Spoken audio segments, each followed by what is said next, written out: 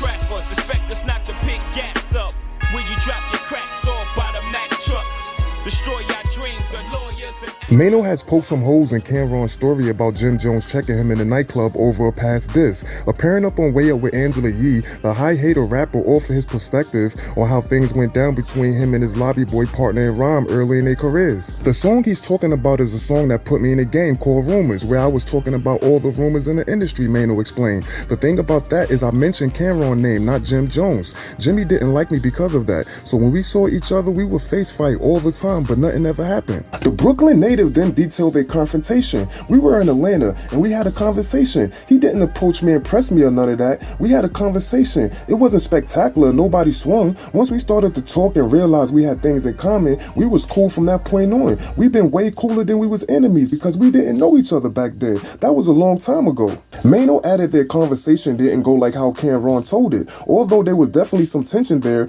and it needed to be addressed. Cam'ron's retelling of the run-in came in during the explosive rant against Jim Jones earlier this week on his sports talk show, It Is What It Is, firing back at Capo's claim that he and 50 Cent are dick riders and that his best friend Mace used to shit on him. Killer marked his former Dipset Conrad for making amends with every nigga that put hands on him. You ever wonder how Jimmy met Maino? Maino gonna downplay it cause they cool now and all that. He tried to press Maino cause Maino first came out with a little record where he said nigga's name, Cam said. So Jim went to go press Maino one day and was like, yo, what's up with all that saying my name and shit? Maino was like, who the fuck you think you talking to? Oh, you think I'm one of them niggas? You out your motherfucking mind. Now they lobby boys. He added, every nigga that do something to you then put pressure on you, you sit there and work it out with them. But when niggas got genuine heart for you and don't put hands on you, then you keep going on and on. That's your pattern. The story was later backed up by DJ Envy, who claimed that Maino pretended to pull out a gun on Jim Jones during the confrontation. I remember that night. We was all in the club and Maino was like the bad boy back in the day,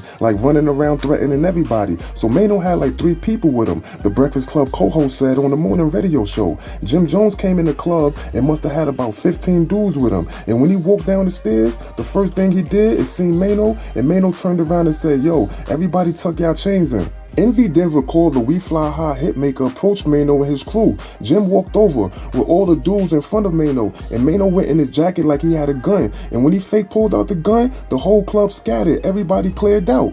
Shout out to the dark side. Everything's legal, man. Shout out to Chain of Brim, Harlem Legend, Platinum Shine, the whole dark side in the building. 050 is the movement. You know the vibes, man. Everything Glico, man. Forever. Everything Glico. Straight up. Everything Glico. Thank you for calling, homie.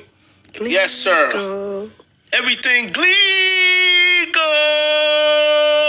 050 is the movement.